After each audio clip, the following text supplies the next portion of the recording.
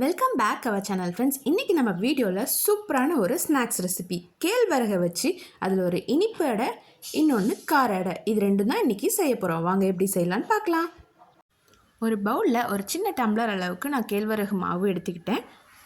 நான் இன்றைக்கி கடையில் வாங்கின மாவு தான் யூஸ் பண்ணுறேன். உங்ககிட்ட வீட்டில் அரைச்ச மாவு இருந்துச்சுன்னா நீங்கள் அதையே யூஸ் பண்ணிக்கலாம்.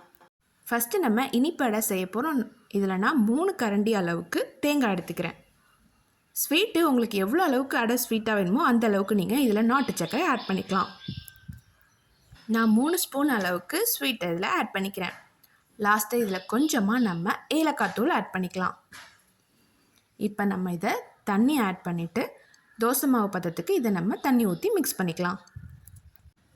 மாவு ரொம்ப கெட்டி பதமும் இல்லாமல் ரொம்ப தண்ணி பதமும் இல்லாமல் நம்ம தண்ணி ஆட் பண்ணிக்கலாம். தண்ணி நீங்கள் நிறைய ஆட் பண்ணிட்டீங்கன்னா ஒன்றும் பிரச்சனை இல்லை. இதில் கொஞ்சமாக நீங்கள் ரவை ஆட் பண்ணிக்கலாம். இது நம்ம ஈஸியாக செய்கிற ஸ்நாக்ஸ் ரெசிபி. ஸோ நீங்கள் இதை கண்டிப்பாக ட்ரை பண்ணி பாருங்கள். ஸ்வீட்டுக்காக நான் இதில் நாட்டு சக்கரை ஆட் பண்ணியிருக்கேன். உங்ககிட்ட வெல்லம் இருந்தாலும் நீங்கள் அதை ஆட் பண்ணிக்கலாம். வெல்லத்தை பொடிச்சு இதில் நீங்கள் ஆட் பண்ணிக்கலாம். ராகி ரொம்ப ஹெல்த்தியான ரெசிபி. ஸோ எல்லாமே நம்ம ஹெல்த்தியான இன்க்ரீடியன்ஸ் மட்டும்தான் இதில் ஆட் பண்ணணும். இதில் நீங்கள் சீனியை அவாய்ட் பண்ணிக்கோங்க.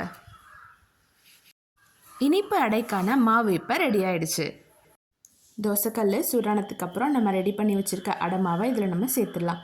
தோசை மாதிரி ரொம்ப மெல்லிஸாக போடாமல் கொஞ்சம் மொத்தமாக சின்ன சைஸ்க்கே போட்டுக்கோங்க. கேழ்வரகு அடை செய்யும்போது, அதுவும் கேழ்வரகில் இனிப்பு அடை செய்யும்போது எண்ணெய்க்கு பதிலாக நீங்கள் நெய் ஆட் பண்ணிக்கிட்டீங்கன்னா கேழ்வரகு கூட அது சேர்ந்து ரொம்ப சூப்பரான நமக்கு ஃப்ளேவரை கொடுக்கும். கொஞ்சம் நம்ம தடிமனாகவும் போட்டிருக்கோம். கேழ்வரகு கொஞ்சம் வேகிறதுக்கும் லேட் ஆகும். ஸோ நம்ம வெயிட் பண்ணி ஒரு சைட் பாயில் ஆனதுக்கப்புறம் நம்ம இதை திருப்பி போட்டுடலாம். ஈவினிங்ஸ் டைமில் ஸ்நாக்ஸாக இதை நீங்கள் செஞ்சு சாப்பிட்றதுக்கு ரொம்ப சூப்பராக இருக்கும். நீங்கள் இதை டின்னராக கூட எடுத்துக்கலாம். இதை நம்ம மொத்தமாக போட்டிருக்கிறதால கொஞ்சம் லேட் ஆகும். அதை மட்டும் பார்த்து நீங்கள் செஞ்சு எடுத்துக்கோங்க. இதே மாதிரி நம்ம 2 சைடும் வேக வச்சு எடுத்துக்கலாம். இனிப்பு அடைக்கு நம்ம மாவு ப்ரிப்பேர் பண்ணோம் இல்லையா, அதே மாதிரி நம்ம கார அடைக்கும் ப்ரிப்பேர் பண்ணிக்கலாம். ஒரு பவுலில் 1 டம்ளர் அளவுக்கு ராகி மாவு நான் இதில் ஆட் பண்ணிக்கிறேன். நீங்கள் எவ்வளோ அளவு மாவு எடுத்துருக்கீங்களோ அந்த மாவுக்கு தேவையான அளவுக்கு உப்பு சேர்த்துக்கலாம். இப்போ செய்ய போகிறது கார அடை அப்படின்றதால இதில் நம்ம கொஞ்சமாக வெங்காயம், பச்சை மிளகாலாம் சேர்த்துக்கலாம். நான் 1 டம்ளர் அளவுக்கு ராகி மாவு எடுத்திருக்கேன். அதுக்கு தேவையானது 1 பச்சை மிளகாவை நான் குட்டி குட்டி பீஸாக கட் பண்ணி இதில் நான் ஆட் பண்ணிக்கிறேன். கருவேப்பிலை 1 கத்து அளவுக்கு நம்ம இதில் ஆட் பண்ணிக்கலாம். நீங்கள் இதை குட்டி குட்டி பீஸாக வாயில் படாத அளவுக்கு கூட நீங்கள் கட் பண்ணி இதில் நீங்கள் ஆட் பண்ணிக்கலாம். 10 அளவுக்கு சின்ன வெங்காயத்தை நான் பொடியாக கட் பண்ணி இதில் நான் ஆட் பண்ணிக்கிறேன். உங்கள் கிட்ட கொத்தமல்லி இருந்துச்சுன்னா நீங்கள் அதையும் ஆட் பண்ணிக்கலாம். நல்லா மணமாகவும் இருக்கும். இனிப்பு அடை பதம் நம்ம பார்த்தோம் இல்லையா மாவு, அதே மாதிரி நம்ம இதில் தண்ணி சேர்த்து அதே மாதிரி இதையும் நம்ம பிசைஞ்சு எடுத்துக்கலாம். உப்பு அளவுக்கு டேஸ்ட் பண்ணிவிட்டு நீங்கள் உப்பு கூடுதலாக உங்களுக்கு தேவைப்பட்டுச்சுன்னா நீங்கள் இதில் ஆட் பண்ணிக்கோங்க. தண்ணி நிறையா ஊற்றிட்டாலோ கவலைப்பட வேணாம். நம்ம ஸ்வீட் அடையில் சொன்ன மாதிரியே இதில் நீங்கள் ராகி மாவு ஆட் பண்ணிக்கலாம்.